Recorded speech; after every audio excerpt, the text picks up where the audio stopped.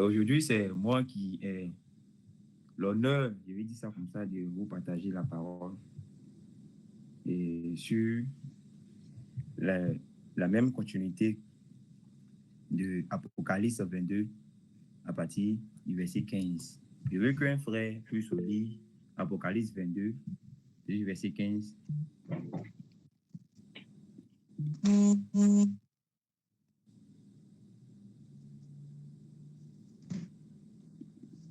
Apocalypse Un frère peut 22, lire.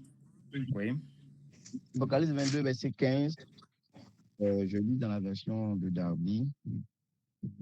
Dehors sont les chiens et les magiciens et les fornicateurs et les meurtriers et les idolâtres et quiconque aime et fait le mensonge. Amen. Amen. Amen. Merci, homme de Dieu. Et aujourd'hui, je vais, moi, Bassabas, vous parler de ce que le frère a dit dans sa version, les fornicateurs. Dans d'autres versions, on dit les gens d'immoralité mauvaise. D'autres, on dit les impudicités. Pour d'autres versions encore, on dit les immoraux sexuels. Et je crois que pour la question de l'immoralité sexuelle, tout le monde ici a déjà une idée de ce que c'est. Tout le monde ici a déjà une idée de ce que c'est l'immoralité sexuelle. On demande à un frère ici tout à l'heure, c'est quoi l'immoralité sexuelle? Il va nous donner des exemples d'immoralité sexuelle. Et on ne va pas dire que c'est faux parce qu'on sait que ce qu'on appelle immoralité sexuelle, c'est toute activité ou même toute pratique de la sexualité en dehors du cadre de Dieu. On peut citer, par exemple, il va dire quoi? La fornication, toujours premier. On va citer quoi? L'adultère. On va citer la masturbation. On va citer l'inceste, c'est-à-dire qu'une personne qui va avec peut-être, il va dire que son frère ou bien sa mère. On va citer la bestialité, c'est-à-dire que ceux qui sortent avec des animaux, l'homosexualité. On va parler même aussi, il va dire, du lesbianisme. Toutes ces choses-là sont catégorisées dans le péché d'immoralité sexuelle. C'est des péchés qui sont faits ou bien qui sont pratiqués ou bien dont les activités sur le sexe sont hors de la volonté de Dieu. Et il dit que si tout à l'heure on demande à un frère ici de nous citer, de nous parler un peu d'immoralité sexuelle, il va nous citer ces péchés-là par ordre même, souvent les yeux fermés, parce que c'est un des péchés qui aujourd'hui est le plus répandu dans le monde. Quand on parle d'immoralité sexuelle, aujourd'hui, même un enfant de 6 ans, si tu lui parles, il va savoir un peu ce que c'est. Un enfant de 10 ans, de 13 ans, va savoir plus parce qu'aujourd'hui, le monde, là, il est versé dans ça. C'est le péché le plus consommé dans ce monde aujourd'hui. J'ai dit ça pour qu'on comprenne. Aujourd'hui, on me donne la parole de parler ici de l'immoralité sexuelle. Mais il dit que l'immoralité sexuelle, là, presque nous tous ici qui sommes réunis là, on sait ce que c'est. On sait plus ou moins ce que c'est. On sait c'est quoi qu'est l'immoralité sexuelle. On sait que c'est le péché du sexe.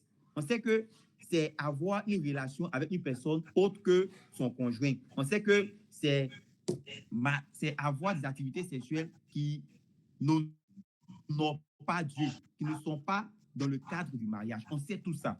Mais il dit que quand on finit de savoir toutes ces choses, ces interdits, là, ces choses mauvaises, là, est-ce qu'on sait ce que c'est d'abord même le sexe? Ou bien il va dire pas le sexe, il va dire que la sexualité, il va dire ça comme ça. Est-ce qu'un jour, on s'est assis pour comprendre même ce que c'est la sexualité qu'on joue avec, qu'on prend pour pouvoir, qu'on s'essaie de manière débauchée? Est-ce qu'un jour on s'est posé sur le Seigneur, la sexualité que tu m'as donnée là, ça sert à quoi? C'est pourquoi? Qu'est-ce que ça me sert? C'est vrai que c'est mon corps, c'est vrai que ça moi ça appartient, mais j'ai compris que depuis qu'on parle d'immoralité sexuelle, là, moi, ici assis dans le Seigneur, mais il ne sait même pas à quoi ça sert pour moi. Là. Il ne comprend même pas le sens, la fonction, l'utilité, le langage, son message, son aspect, ses conséquences même, parfois même, il ne sait pas. Sa signification devant Dieu, je ne sais pas ce que c'est. Et je dis que aujourd'hui, c'est vrai, je peux parler après de l'immoralité sexuelle, mais je veux plutôt parler de la question de la sexualité elle-même. Avant de tomber dans les interdits, dans les conséquences qui parlent de l'immoralité sexuelle, là, je vais parler même aujourd'hui, quand on parle ensemble de la sexualité par rapport aux chrétiens par rapport à Dieu qui a donné à l'homme d'en user. Je vais parler de ça. On m'écoute bien.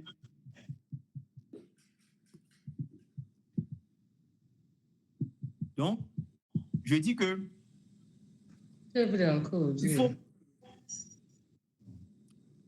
il faut comprendre la sexualité, son utilité, sa fonctionnalité, son langage, son message, sa pratique, ses aspects, ses conséquences, plus sa signification devant Dieu.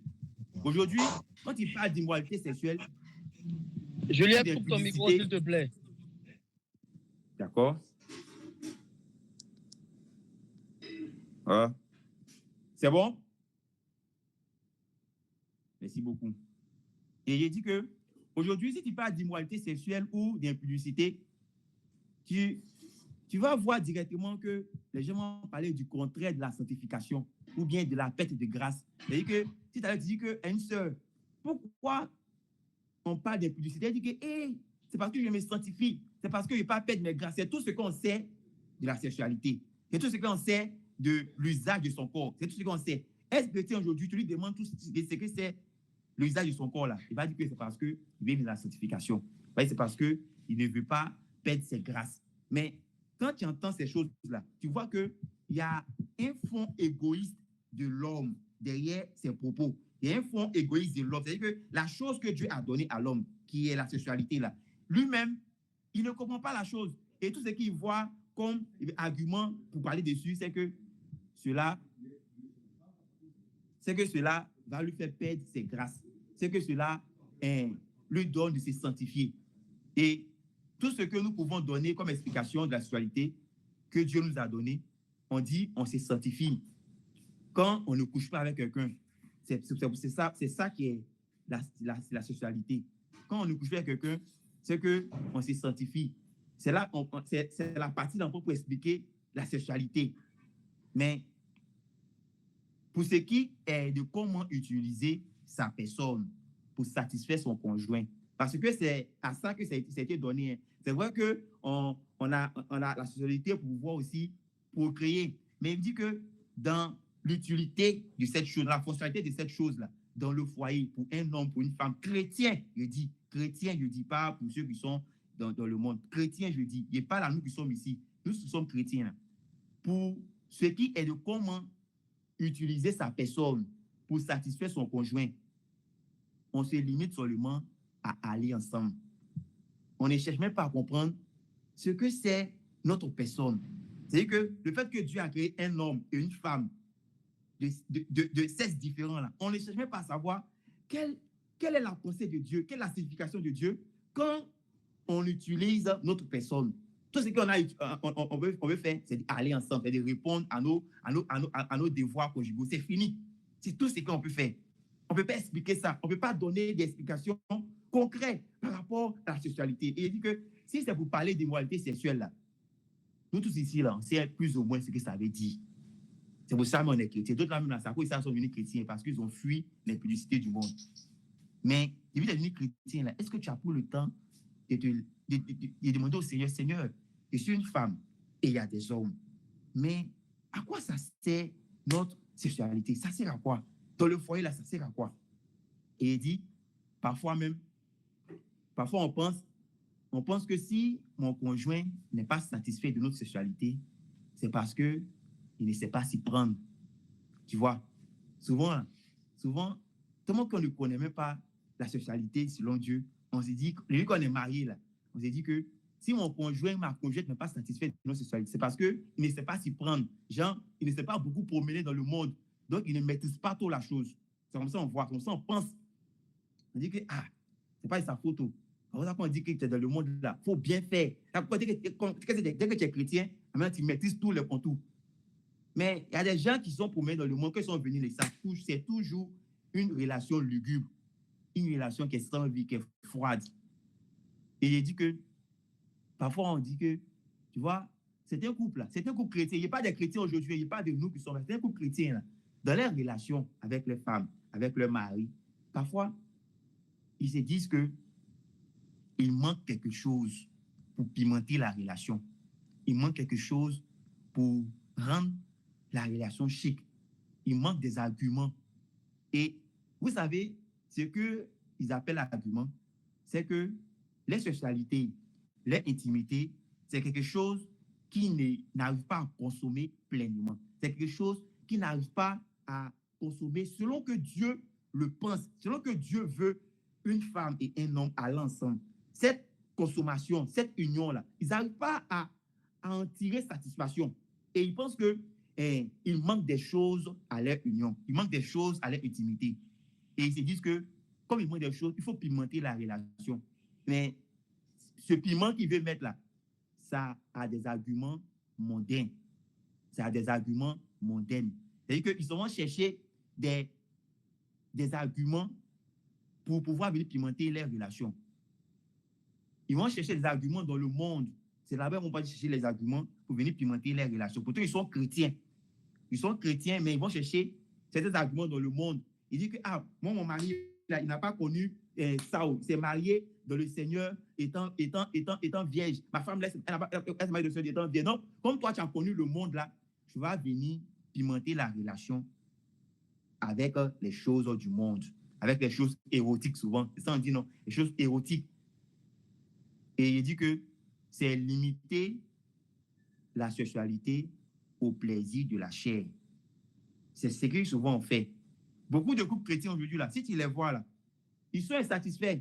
Mais si tu les demandes, mais comment vous entretenez vos foyers, comment vous entretenez vos relations, ils vont te dire que ils pimentent ça. Ils pimentent ça avec les choses du monde. Ils pimentent ça avec les choses érotiques du monde. C'est là-bas ils vont prendre des arguments pour venir alimenter, pour venir assaisonner, pour venir pimenter leur relation, leur intimité.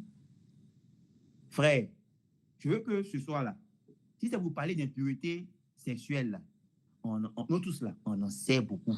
Mais enseignons-nous nous-mêmes sur le genre masculin et le genre féminin. Enseignons-nous sur l'intimité conjugale. Enseignons-nous dessus. Et quand ces choses-là, c'est bien établi dans nos têtes là, on ne va pas te dire, il faut fuir l'impudicité, on ne va pas t'enseigner ça. Si c'est bien établi dans ta tête là, si je connais bien une chose là, le péché de l'immoralité sexuelle là, on ne va pas te parler de ça. Toi-même là, tu vas voir ça comme le dernier de tes soucis parce que tu connais vraiment ce que tu es, qui tu es dans le foyer. Et il dit que parfois là, on limite seulement la sexualité au plaisir de la chair. Quoique on sait qu'elle a des penchants spirituels, elle est spirituelle. Quoique nous savons qu'elle est spirituelle là, mais on la limite seulement au plaisir de la chair. Parce que nous là, on ne sait pas ce que la sexualité, l'intimité, ça sert à l'homme et à la femme. On ne sait pas ça. Donc, tout ce qu'on veut faire là, c'est aller ensemble. Et on est ensemble, c'est fini. On a nos rendez-vous, c'est fini. Et tout ce qu'on sait faire, mari et femme, tout ce que ça fait là, c'est aller ensemble. Il limite seulement que la chose que Dieu a dit, il limite ça au plaisir de la chair. Mais on croit que la sexualité, la spiritualité sexuelle, c'est seulement quand on perd les grâces. C'est ce jour-là qu'on sait que vivre dans l'impureté sexuelle, c'est là on sait que c'est spirituel. Quand on sait que ça, on perd les grâces, quand on sait que on va se souiller là, c'est là on sait que c'est quelque chose qui est spirituel. Sinon, le jour que tu es dans ton foyer, ton mari là, ça te dit rien. Vous allez ensemble, puis c'est fini, vous revenez. Je veux que on comprenne que si tu demandes aujourd'hui à un frère qui veut se marier ou bien à une soeur qui veut se marier, tu lui demandes comment tu prépares ta sexualité dans ton mariage. Comment tu prépares ça? Tu demandes à un frère qui est déjà marié, même aujourd'hui, même, il dit, un frère qui est déjà marié, à une soeur qui est déjà, une maman qui est déjà mariée, tu veux, toi, tu te maries, tu vas te demander, doyen, maman, comment vous entretenez vos sexualités dans vos foyers? Parce que c'est les choses aussi que les jeunes filles, les jeunes hommes qui sont en vue du monde doivent apprendre. Tu vas les demander. En tout cas, s'ils sont honnêtes, ils vont te dire qu'on entretient ça avec les choses du monde. On entretient ça avec les choses érotiques du monde. Si ils ne sont pas honnêtes, ils vont te dire que, faut prier Dieu. Faut prier Dieu. En tout cas, il faut prier pour tomber si un bon mari. Ça, c'est le conseil de quelqu'un qui est frustré dans son foyer là-bas. Si c'est un homme, il va dire que, faut prier Dieu pour tomber entre aussi une bonne soeur. Ça, c'est le conseil de quelqu'un qui est frustré dans son foyer là-bas. Mais il dit que, si on est honnête, disons à Dieu, Seigneur, ça ne va pas. La chose que Dieu nous a donnée comme sexualité, là, comme intimité entre moi et ma femme, là, en tout cas, je ne comprends pas. Je veux comprendre ce que c'est. Je veux savoir son utilité. Je veux savoir sa fonctionnalité. Je veux savoir sa signification devant toi. Amen. Et il dit que souvent, les gens pimentent les relations avec des choses honteuses, des choses qui font honte, des choses mondaines. Parfois, tu entends là-bas que, hé, moi là, quand, en tout cas, quand j'étais dans le monde là, moi là, et moi là, on me gifle d'abord là, comme ça, je descends. Et toi, on doit te lapider comme la fille de Deutéronome 22. Comme ça, tu vas comprendre que ici, là, on est dans les choses du Seigneur. Je veux qu'on comprenne bien. D'autres les vont dire que, ah, moi, j'aime quand tu me surprends. J'aime quand tu me surprends. On doit te lapider comme le jeune homme qui surprend la fille dans les champs, dans le Deutéronome 22. On doit te lapider comme ça. Parce que les surprises, là, ça ne se fait pas dans le lieu de l'intimité où le Seigneur a sanctifié. Et ça, nous comprenons. Je vais dire que souvent, là, on regarde, on lit la Bible. La Bible, on la lit. Hein. Et dans la Bible, là, bon, il y a une partie qui parle beaucoup de l'intimité, qui parle beaucoup des relations avec son bien-aimé, sa bien-aimée. C'est le cantique des cantiques. Souvent, quand on lit ça, là, on s'est dit qu'on veut plonger dans la chose. On veut être à la place de Salomon. La jeune sœur, là, elle veut être à la place de la Sunamite. Mais quand on lève la tête, là, on ne sait même pas c'est quand ça a commencé, c'est quand c'est fini. On ne vit pas la chose. Souvent, quand on lit Cantique des Cantiques, là, on est content comme ça. Allez-y, lire Cantique des Cantiques. Déjà, même le nom, là, le nom du livre donne à savoir ce que les sens disent. On dit que Cantique des Cantiques. On dit que Cantique des Cantiques. Comment Salomon raconte ses satisfactions avec sa Sunamite. C'est le Cantique des... C'est comme si que Salomon, pour lui, là, il dit que sa relation avec la Sunamite, là, ses intimités avec elle, là, c'est un cantique, mais c'est un cantique qui n'a pas de paroles, c'est un cantique qui n'a pas de mots, c'est un cantique qui n'a pas de musique. Il dit que ce cantique-là, lui, il le compose pour que nous le lisons. C'est le Cantique des Cantiques. C'est un cantique qui s'est passé dans l'intimité entre lui et puis sa bien-aimée. Mais comme c'est quelque chose que nous on peut pas voir avec lui, là, il dit qu'il va l'écrire de manière poétique pour nous le donner. Mais ces cantiques des cantiques, là, quand on finit de le lire comme ça, là, souvent on veut plonger dans les cantiques des cantiques. Souvent on veut vivre ça. Dans nos intimités, là, tu regardes la sœur, elle te regarde, vous lisez des cantiques à haute voix dans vos chambres. Quand vous finissez de lire, là, vous voulez revivre les mêmes choses. Mais vous ne savez pas comment. Vous n'arrivez pas à vous enivrer d'amour comme Salomon le faisait avec sa bien-aimée. Vous n'arrivez pas à sentir les aromates, les myrrhes, les aloès. Vous n'arrivez pas à sentir ça. Vous n'arrivez pas à dire, soutenez-moi avec les gâteaux de raisin. Vous n'arrivez pas à dire ça parce que la chose même là, vous ne la connaissez pas. Vous ne la maîtrisez pas. Son sujet là, si ça commence à 16h, que ça finit à 16h30, vous ne savez rien de toutes ces choses. Frère, j'ai dit que souvent là, on veut que nos intimités soient aussi louées comme Salomon loue son intimité avec la Sunamite dans le Cantique des Cantiques. On veut que nos bien-aimés, le frère qu'on a marié là, quand il quitte de la chambre nuptiale comme ça, il soit dans le salon avec puis il chante les merveilles de sa bien-aimée. Souvent le frère là, il veut que quand il quitte du travail, il entende la sœur en train de chanter les merveilles du frère qu'il est. Mais ça n'arrive pas parce que nous-mêmes, là, tout ce qu'on connaît de la sexualité, là, c'est que dehors, les immoraux sexuels, fuyez les plus, c'est ce qu'on sait, hein? On sait tout ce qu'on sait. On sait que ça, là, si tu pratiques ça mal, en tout cas, tu as perdu les grâces. On sait que ça, là, si tu pratiques ça mal, en tout cas, les démons s'attachent. C'est tout ce qu'on sait. Mais la chose elle-même, de ce que nous savons d'elle, là, ça n'intéresse pas les chrétiens aujourd'hui. Il veut se marier, c'est tout. Il veut porter bague, avoir joli foulard blanc, c'est fini. Quand il est dans ton foyer maintenant, tu commences à grincer ton visage. Je veux qu'on lise ensemble le Cantique des Cantiques de Salomon. Je veux qu'on lise un peu. Quelqu'un peut lire, pardon, tu peux le lire, le verset 4, le chapitre 4 plutôt, le verset 9 à 15.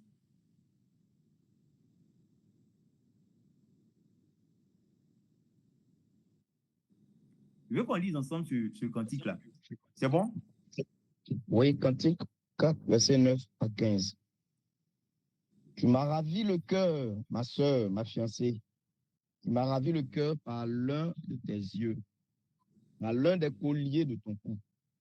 Que de charme ont tes amours, ma sœur, ma fiancée.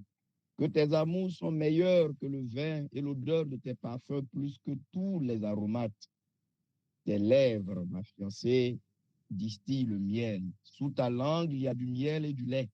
Et l'odeur de tes vêtements est comme l'odeur du Liban. Tu es un jardin clos, ma sœur, ma fiancée, une source fermée, une fontaine scellée. Tes plants sont un paradis de grenadiers et de fruits exquis, de henné et de nard et de safran, de roseaux odorants et de cinnamome, avec tous les arbres à encens, de myrrhe et d'aloès, avec tous les principaux aromates. Une fontaine dans les jardins, un puits d'eau vive qui coule du Liban. Amen. Amen. Amen. Regardez comment Salomon parle de sa bien-aimée. Regardez comment Salomon chante le cantique de sa bien-aimée.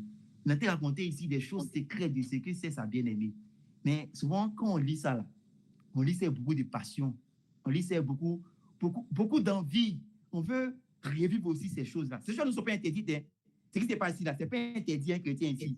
On doit les vivre. On peut les vivre. C'est pour ça que c'était écrit. Mais il dit que quand on lit le cantique des cantiques, là, souvent, on veut faire comme le verset 14, là, on dit que le nard et le safran, le roseau aromatique et le cinnamome, avec tous les arbres qui donnent l'encens, la myrrhe et l'aloès, avec tous les principaux aromates. Quand on veut aussi dire ça à la bien-aimée, on veut aussi dire ça de la bien-aimée. On veut aussi connaître ça de la bien-aimée. On veut aussi goûter ce parfum-là de la bien-aimée. Elle aussi, souvent là, elle veut entendre dire que voici le narcisse des sarons qui arrive. Elle veut dire ça. Mais ça n'arrive pas parce que nos intimités là, c'est une chose que, comme on doit se marier là, on s'est marié. Comme on doit avoir des enfants là, alors on procrée. C'est tout ce qu'on s'est fait. Mais il dit que, tu vois, les frères, soyons honnêtes, hein, vous voyez les choses qui sont dites dans le Cantique des Cantiques par Salomon, les choses que Salomon raconte de sa bien-aimée, les choses qui s'appliquent à dire, et il est dit avec des mots arrangés, avec des mots harmonieux, il est dit avec des mots doux, pour que quand la bien-aimée, elle aussi, elle répond avec mon bien-aimé, c'est le plus beau des fils des hommes. Elle répond ça. Quand on finit de lire ça, là, regardez, on veut pratiquer ça aussi. Mais il dit, soyons honnêtes, hein, le frère Ascendé, il y a le frère Cédric avant-hier, la semaine passée, là, qui nous a enseigné ici, nous ont parlé de comment les coutumes affectaient l'Église. Et il y a eu la semaine, le mois passé, je crois, le frère Ascendé, l'homme de Dieu, Éric Sari, les deux là, ils ont pris le temps de nous parler de l'obéissance. Vous voyez, non? Nous ont parlé de l'obéissance.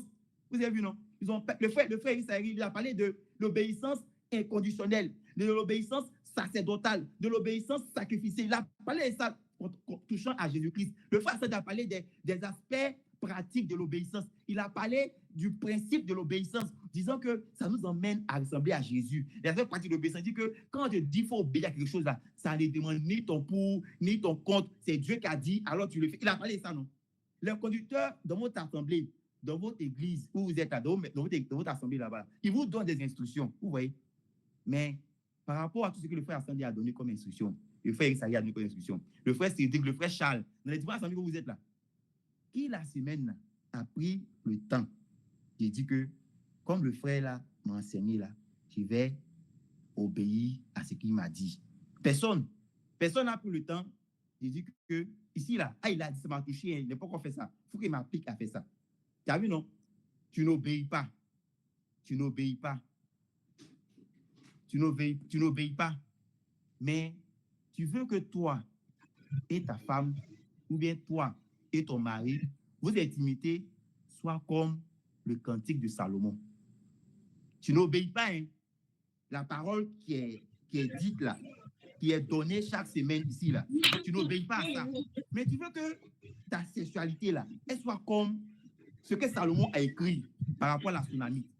Tu veux que tes relations entre toi et ton mari, ça soit pareil à ce que la Sunamite raconte de son bien-aimé. Mais toi, tu n'obéis pas.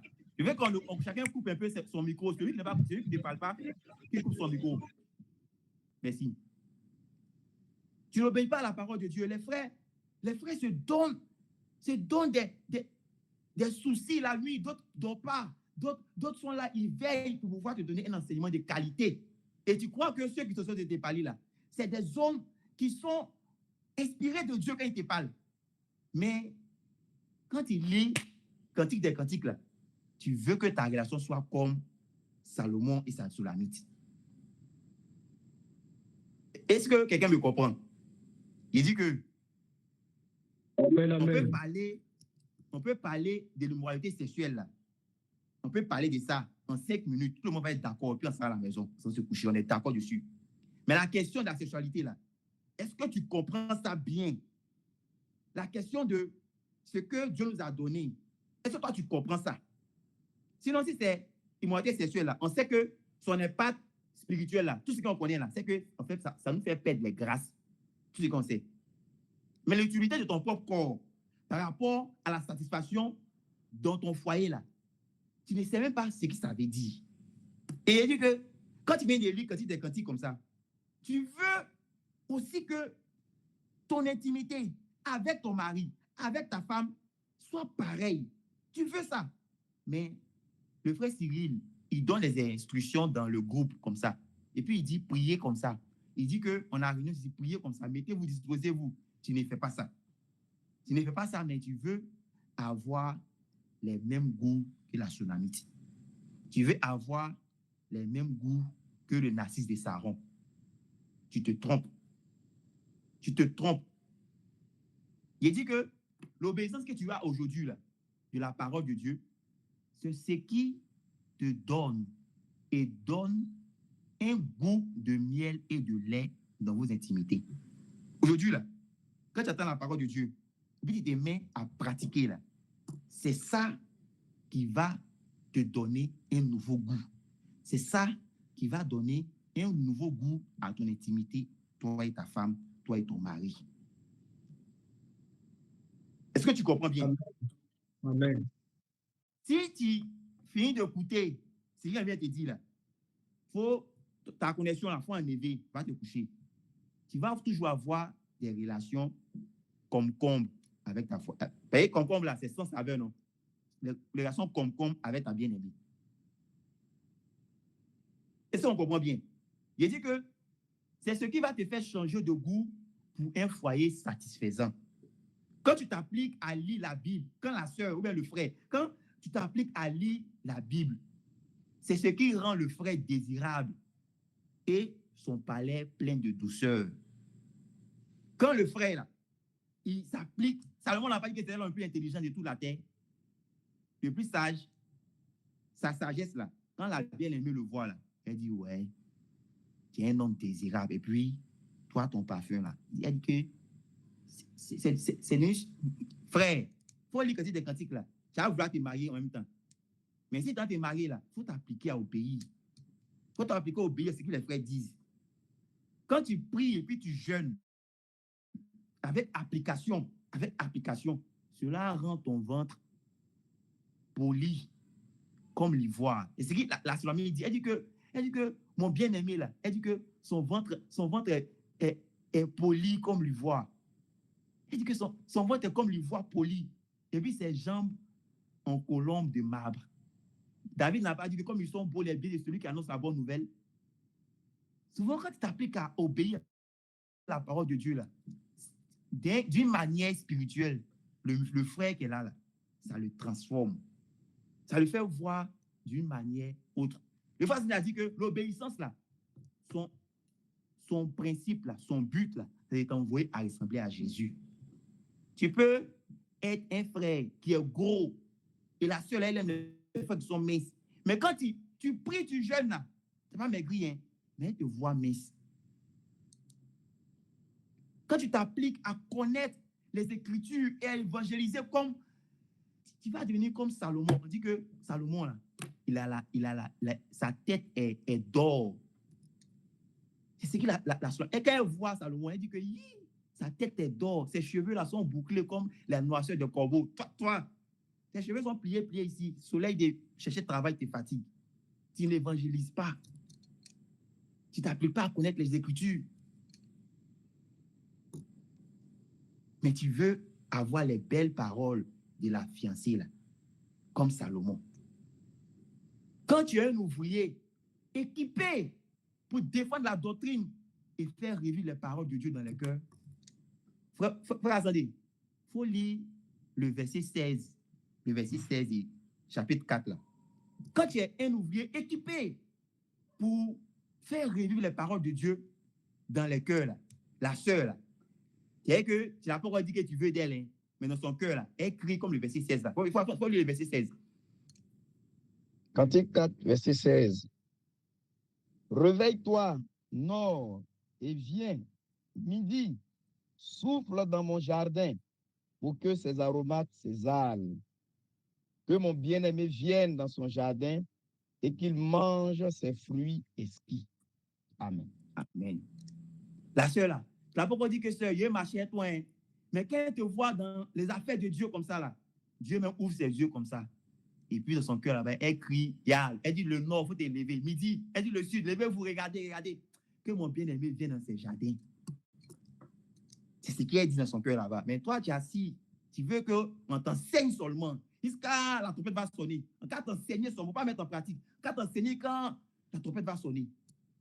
Dans ton foyer là, tu es marié là, tu n'as pas goûté aux choses aromatisées de la bien-aimée. Tu n'as pas arrivé à ce truc-là. C'est ça, il dit que aujourd'hui là, la sexualité là, c'est limité seulement au plaisir du corps. C'est limité seulement au plaisir du corps. Le côté spirituel là, on a oublié parce qu'on n'obéit pas à la parole de Dieu. Quand on dit que la bien-aimée là, elle est comme les aloès, tu penses que genre, c'est quelque chose qu'elle se pommade avec? Tu penses que c'est quelque chose qu'elle se pommade avec? C'est une santé spirituelle. C'est ça Salomon Saint vient nous expliquer ici. Mais cette santé spirituelle-là, tu veux les exécuter où? Tu veux que la sœur a dormi dans l'ouest? C'est l'obéissance. Sœur, c'est quand tu obéis là. C'est là Salomon sent les arômes de myrrhe. C'est quand tu te mets à obéir là. C'est là le bien-aimé là. Il dit, aujourd'hui là, c'est sauce graine. C'est ça. Je vous dis pour que, c'est ça on comprend. Sauce graine foutu, non? Je vous parle comme ça. Quand le frère se permet d'obéir à la parole de Dieu comme ça, là, la seule regarde quand elle dit, ouais, tu es plus beau que Wave. C'est ce qu'elle voit. Et il dit, quand la sœur obéit à la parole de Dieu, quand la sœur obéit à la parole de Dieu, on ne voit pas le résultat ici. Quand une sœur obéit à la parole de Dieu, le résultat là, ce n'est pas tout de suite qu'on voit. Ce n'est pas tout de suite qu'on voit le résultat de la sœur. Mais dans son intimité avec son mari, il y a l'odeur des parfums de myrrhe dans l'ouest et d'aromates. Quand la sœur, là, elle obéit comme cela à la parole de Dieu, l'odeur de son parfum, là, c'est comme les arômes, c'est comme les myrrhes, c'est comme l'odeur des parfums d'aloès. Quand la sœur est soumise de l'extérieur, de l'extérieur, là, on la voit soumise. Mais cela donne dans son intimité des parfums de reine. Ici, là, elle est abaissée. Mais quand elle s'en va à l'autre côté là-bas, là, dans son intimité, là, elle a les parfums de reine. Son dépouillement extérieur, là, ça donne dans son intimité des ornements de filles de roi. Sa serviabilité, là, donne dans son intimité des satisfactions enivrantes de vin. Salomon dit que tes amours sont plus enivrantes que le vin. Quand la sœur sert comme ça, quand le frère la regarde, elle sert. Qu'est-ce que c'est elle? Il dit, ma sœur, je suis saoulé. Je suis saoulé de ta serviabilité. Tu sais servir et tu me sers bien. Quand le frère quitte là, tu lui dis pas, frère, ma maman a besoin de pagne. Lui-même, il envoie pagne. Lui-même, il va remercier ta maman parce que tu as obéi à la parole de Dieu. Parce que tu es une sœur qui sert. tu es une sœur qui obéit, tu es une sœur qui est soumise. Le frère lui-même, il dit, ta maman, là, elle s'est accouchée. Elle t'a bien éduqué. Mais comme on n'obéit pas, c'est pour cela aussi les intimités sont de plus en plus irréguliers. Aujourd'hui, les foyers, là, les intimités sont de plus en plus irréguliers. Beaucoup de froideur, moins de saveur. Il n'y a plus de magie dans l'intimité aujourd'hui. Il n'y a plus de dans les croisements de vos regards, là, il n'y a plus de magie. Dans le croisement de vos regards, là, quand au début, là, la sœur n'était pas comme elle, hein. Quand tu la croises dans le couloir de l'assemblée comme ça, là, il y avait des picotements dans l'air. Mais depuis que vous êtes mariés, vous connaissez maintenant, il n'y a plus de magie dans vos intimités. Il n'y a plus de magie. Dans le croisement, il n'y a plus de saveur. Quand vous croisez maintenant, il n'y a plus de saveur. Parce que, il a dit quoi? Il parlait avec le frère Ouman un jour au téléphone. Et on disait que aujourd'hui, là, il n'y a plus de magie dans le couple. Parce que maintenant, là, les gens se connaissent avant de venir se marier. Pourtant, Dieu, là, il a voulu que le gars vive, la sœur vive là-bas. Et le jour qu'ils se croisent comme ça, là, ça crée la magie. Dans les moments de fiançailles, là, il y a une magie qui est entre vous. Vous êtes le frère, ça te prêche, mais vous vous regardez. Il prêche, mais vous vous regardez. Il prêche, mais vous vous parlez. Vous vous parlez dans les yeux. Parce que quand vos regards se croisent, là, ça donne un cantique, mais qui n'est pas encore consommé. Mais il n'y a plus ça. Il n'y a plus ça dans maintenant l'intimité. Aujourd'hui, la sexualité de maintenant, là, c'est que on va partir en enfer si on sort avec quelqu'un qui n'a pas marié. C'est ce qu'on connaît. Qui n'a pas marié, là. Si on sort maintenant, lui, là, on sort en enfer. C'est ce que les chrétiens connaissent. Ah, quand on revient au temps de Salomon, où les jeunes filles se promenaient dans Jérusalem avec des voiles sur les têtes, se réservant pour le bien-aimé qui allait venir. Aujourd'hui, il n'y en a plus. Aujourd'hui, il n'y a plus de magie. Parce que maintenant, le concubinage, là, est devenu légalisé dans le pays, là. Dans tout le monde entier. Il n'y a plus de magie. Tu parlais le frère Kouman, il dit frère Kouman, maintenant, il n'y a plus de magie. Il disait, il y a la grâce, je ne suis pas encore marié, hein, mais il disait que frère Kouman, il n'y a plus de magie dans les fiançailles maintenant, parce que maintenant, là, ils se connaissent déjà. La chose que tu devais soupirer à la voix te réveiller auprès de toi. Elle devait soupirer à se réveiller la première pour te montrer qu'elle prie que toi. Il n'y a plus ça maintenant. Maintenant, là, tu es marié, tu connais, tu sais déjà comment elle dort. Tu sais déjà cracher qui coule ici. C'est ça. Il n'y a plus de magie. Ah, les frères. Aujourd'hui, la sexualité est une chose devenue vulgaire. Or, c'est un cantique. C'est un cantique qui devait être répandu comme ça, qui devait être chanté par chaque sœur, par chaque frère. C'est un lieu d'amour authentique et vrai. Aujourd'hui, il n'y en a plus. Aujourd'hui, les couples qui vont te servir un amour profond comme ça, là, il n'y en a plus. Tu ne peux plus voir ça. Maintenant, là, c'est ni rare. C'est des choses qui sont perdues. C'est ça, la sœur. Le temps d'un moment où l'homme et la femme déclarent sur l'autel de leur lit au monde entier, voici ce que c'est la vérité de l'amour. Voici ce que c'est la vérité de la sexualité. Quand le frère et la sœur vont ensemble, ça devait être le temps d'un moment où ils déclarent comme ça au monde entier, pour dire que c'est ça qui est l'authenticité de la sexualité. Parce que vous commencez à vous goûter l'un et l'autre. Vous commencez à vous sentir l'un et l'autre. Vous commencez à vous connaître l'un dans l'autre, l'autre dans l'un. Vous commencez à vivre ça réellement. Les parfums, là, ça commence à monter comme ça. Tu ne sais pas où c'est quitté, mais ça commence à monter. Tu n'as pas besoin de coach à mon chic. Non. Tu n'as pas besoin de menottes pour te menotter. Non. Tu as besoin de ça. Tu as besoin de connaître la parole de Dieu, d'obéir. Et je dis que quand un frère, une soeur obéit, là, il vous dit que ça change son goût. L'Écriture ne dit pas que Édom n'a pas été transvasé, son goût lui est resté. Souvent, les des Édoms, maintenant, on s'est mariés comme des Édoms. On n'a pas été transvasé. Nos goûts nous sont restés. Frère, si tout à l'heure on parle de la sexualité immorale, il dit, nous tous ici, là, en 15 minutes, on est d'accord, on coupe nos connexions sans se coucher. Mais quant à la satisfaction de l'intimité dans nos foyers, là, qu'est-ce que ça veut dire? Comment on qualifie ça? Comment on touche cela? Vous voyez, pour appuyer l'obéissance là, qui touche à nos intimités là, pour appuyer ça là, je veux qu'on lise ensemble. On va voir Hadassa. Hadassa, la reine Esther Hadassa. On va la voir dans Esther. Comme tu peux lire Esther. Esther 2, chapitre 2. L'obéissance là, ça ne touche pas seulement qu'à nos propres personnes, gens à l'extérieur. Ça crée un goût nouveau en nous. Et on juste a vu Esther 2, de 12 à 16.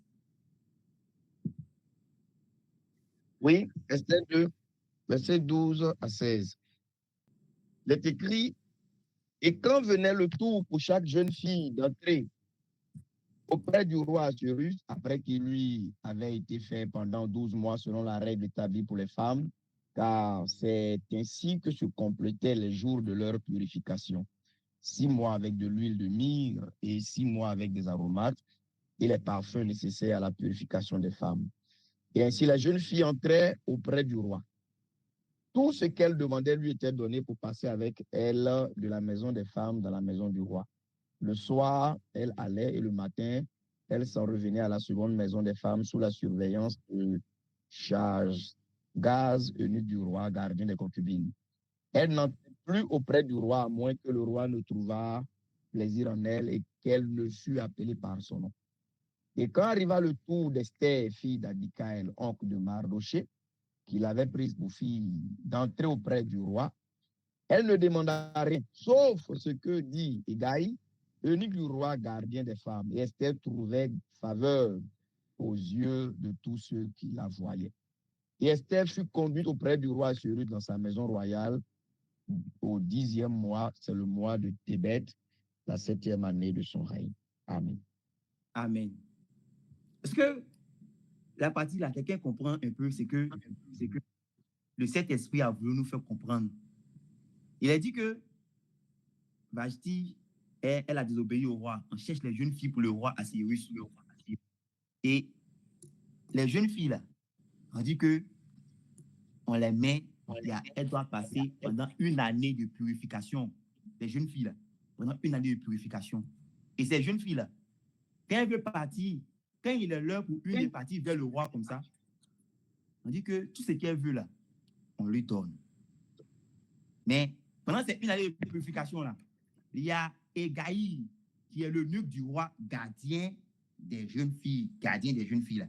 Il a prescrit des solutions, ou je vais dire des toilettes pour les jeunes filles là. Il dit que 6 mois pour ça, 6 mois pour ça. Il les a prescrit ça. Et quand c'est l'heure, imaginez, dans tous ces 127 provinces du roi Assuérus là, imaginez combien de jeunes filles ils ont pu trouver. Belles de figure, belles de taille, belles de forme, tout genre. Et parmi elles toutes là, chacun devait passer une à une.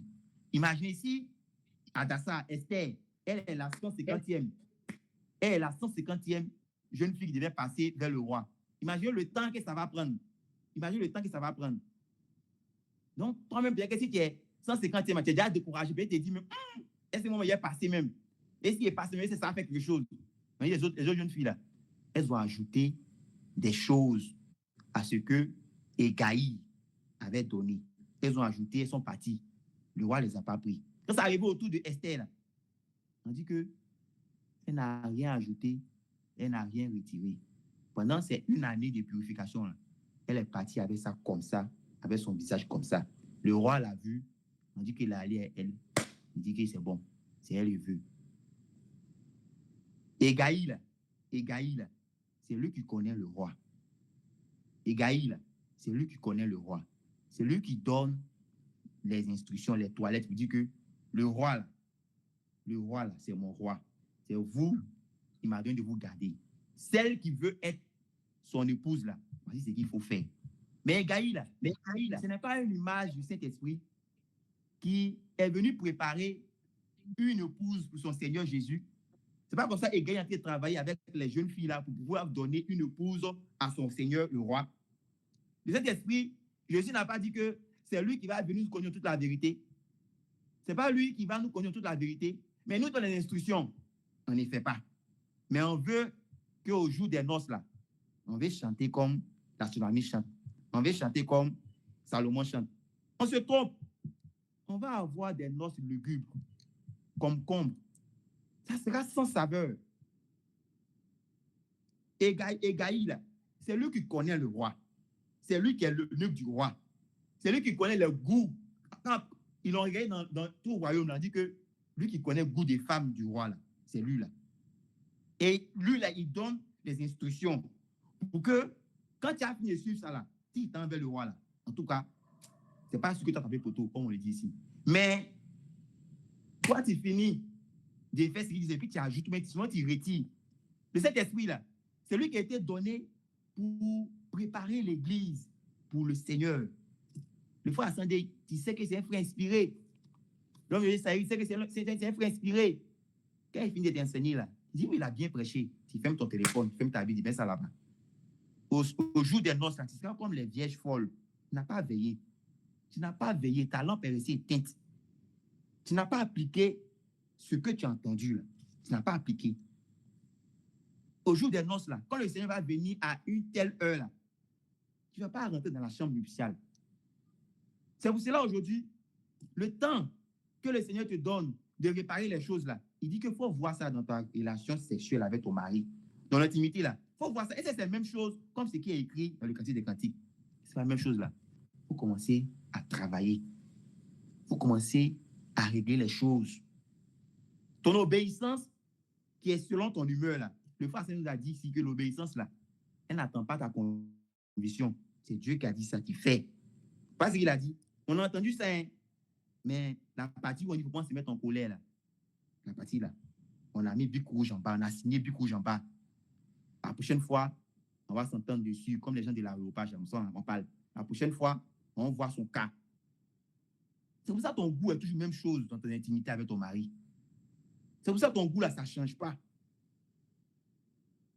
Regardez, il y a des femmes qui disent que maman Marie là, c'est les mères. Elles sont prêtes à mourir pour maman Marie. Mais ces femmes-là, elles sont insoumises. Leur mari Joseph, là, le trompe. Pourtant, Marie que nous on connaît, là, elle a fait son magnificat dans Luc 2. Va lire. Elle dit que, aïe, moi, tu as élevé les œuvres, tu as rabaissé les orgueilleux. Mais toi, on ne peut pas te plier. Tu as un coup révège. On ne peut pas t'envoyer ici. Cette Marie-là, c'est elle, Joseph est resté. Il ne s'est pas plaint. Jamais on a entendu qu'il a donné un écrit pour dire que, vous les parents qui sont à Bethléem, là, en tout cas, vos filles, là, moi, il a mis esprit. Jamais on a entendu ça. Parce qu'il n'y a pas de magie, il n'y a pas de nouveau parfum. Il n'y a pas d'encens parfumé dans leur croisement. Les retrouvailles n'est plus languissant. Aujourd'hui, tu es dans ton foyer, là. Quand tu finis avec ton mari, là, tu ne penses même pas au jour même au prochain. Tu ne penses pas à ça. Tu ne penses pas à ça. Parce que, bon, il n'y a plus de magie aujourd'hui dans le couple. Et il dit que c'est parce qu'on n'obéit pas. C'est parce qu'on ne se met pas obéir. Allez-y voir Ruth la Moabite. Allez-y lire comment elle était soumise à sa belle-mère. Comment sa belle-mère lui dit, ma fille, toi, il faut que tes papas aient un avenir. Tu vas partir la nuit là, va voir dans les champs, au bois est couché là, cherche où il est couché là, il faut te coucher en bas de son pied pour qu'il n'ait pas froid. C'est dans le champ. Oui, tu n'es pas se coucher. Quand elle a obéi là, quand bois s'est réveillé la nuit, là, il dit, toi là, vraiment tu mérites foyer ça là. Si la nuit, s'il n'est pas réglé ton affaire des foyers là, c'est pas moi. Elle dit, mon Seigneur, elle dit que faut mettre ton nom sur ta servante parce que tu as droit de rachat sur moi. Il dit, toi, femme qui parle comme ça à Jérusalem, là, elles sont un. Femme qui obéit comme sa belle-mère, elles sont un. Il a vu, il a entendu comment tu t'es occupé de ta belle-mère ici à Jérusalem. Il a entendu ça, il a vu. Depuis dans le monde, là, c'est quand on veut quantifier, si on pouvait, ton obéissance aujourd'hui, là, c'est que c'est qui vient à l'église, c'est tout. Si on veut quantifier, noter ton obéissance, c'est que tu viens, l'église là même là, tu viens parce que s'il ne vient pas t'appeler. C'est tout. Tu viens aux réunions d'assemblée. Mais tu veux que, quand tu as pas dans ton foyer là, tu veux avoir les goûts aromatisés. Tu veux avoir les senteurs au parfum de myrrhe, au parfum d'aloès. Tu veux ça. Tu veux que ta bien-aimée dit que voici le narcisse de Saron qui arrive. Mais ça ne peut pas arriver. Parce que ton obéissance, là, elle est selon tes humeurs. Tu fais comme les jeunes filles de Astérix, là. Tu retires d'autres, tu ajoutes d'autres toi-même. Tu n'es pas comme Esther, tu n'es pas comme Adassa. Tu n'es pas soumise en tout. Et je vais prendre un exemple. Chez nous, à San Pedro, ici, je ne sais pas si une fois, tu te rappelles, quand tu es passé ici, il y en avait un petit canard, un caneton, qui avait mis ses pieds dans les mèches. Et ce jour-là, on a voulu enlever la mèche, tout n'est pas quitté, c'est resté. Et arrivé un moment, son pied s'est coupé. Son pied s'est coupé, le caneton là. Il a grandi maintenant, c'est une canne, elle a grandi. Mais elle a grandi avec des malformations. Elle a grandi parce qu'elle avait un pied qui était coupé. C'est comme ça. Quand tu obéis à moitié, là, c'est comme ça, ton goût de l'intimité, là, ça n'arrive pas jusqu'à sa pleine maturité. Ton obéissance, là, ça te donne un goût tout entier. Ça te donne un art que les abeilles, là, vous voyez, les abeilles, ils ont un art. Ça te donne un art nouveau, un parfum nouveau. La canne, là, elle est déformée. Et puis, il disait un jour à la sœur Victoire, il dit que quand le corps n'est pas entier, là, tout le corps est déformé. C'est pour ça que quand ton obéissance n'est pas entière, là, les résultats sont inachevés en toi. Tu n'as pas de bons résultats. Ton goût est inachevé. Le frère, il vient à toi, mais il sent que il n'est pas arrivé au moment de l'exaltation. Il n'est pas arrivé à ça. Allez-y, lire comment le jeune Isaac, son père Abraham, a senti le besoin de lui chercher une femme. Tandis que lui, il parcourait les kilomètres pour être dans le lieu où Dieu se révèle, qu'on appelle la Caïroï. Allez-y, lire comment le jeune Isaac, tandis qu'il partait les kilomètres, partit au puits où Dieu s'est révélé à Agar. Il partait là-bas pour partir chercher Dieu. Son papa, son papa sans mourir, il dit que l'enfant là, il voit qu'il est déjà prêt pour tenir un foyer. Parce que foyer, il cherche Dieu là. C'est comme ça, il peut. Mais toi, tu ne cherches pas Dieu, frère. Mais ton foyer là, tu veux que ça aille bien. Tu ne cherches pas Dieu. Tu ne fais pas les kilomètres, les nuits de kilomètres pour chercher le Seigneur. Tu ne fais pas ça. Quand tu viens, tu dors. Tu es dans ton foyer là, la soeur te regarde comme elle voit Salomon. Ça ne peut pas se faire. Vous voyez comment Rebecca, regardez Rebecca, par sa soumission, par sa serviabilité, elle a eu à répondre aux critères de la prière d'Élisée de Damas. Élisée de Damas, là, il a prié, Seigneur, si tu envoies une jeune fille à telle heure, qui a me donné de l'eau à boire, qui a fait ça pour mes chameaux, c'est la femme de mon Seigneur. Frère, attendez, parle. Soyez soumise, respectez les frères, soyez serviables. Il finit par parler ça là. Ah, il parle bien. Quand on s'en dehors là-bas, tu es juste apprenti. Tu as gâté comme ça ton boise. Il dit qu'Élisée de Damas, là, il a fait une prière. Et cette prière-là, ça concordait avec le comportement de Rebecca. Il a vu sa soumission, il a vu sa serviabilité. Et il dit que c'est la femme du fils de mon Seigneur. Regardez comment Rebecca, elle quitte le pays des parents et puis elle vient. Regardez-la venir. Et quand elle entend que voici mon Seigneur Isaac qui revient du lieu où Dieu se révèle, regardez l'expression de sa honte virginale. Regardez l'expression. On dit qu'elle se couvre le visage. Regardez comment elle se couvre le visage. Aujourd'hui, là, il n'y a plus d'expression de honte virginale. Il n'y en a plus. Garçon comme femme, il n'y en a plus. Cette honte respectueuse, là, il n'y en a plus. Ça a disparu l'Église. Ça a disparu nos intimités. Quand un frère n'est pas encore, c'est pas encore découvert, quand il ne s'est pas encore découvert, quand les deux vont ensemble, là, il y a cette magie-là qui se crée le jour de leur retrouvailles. Il n'y en a pas aujourd'hui. Il n'y a plus de magie dans les foyers. Pourtant, c'est quelque chose que Dieu vraiment veut nous donner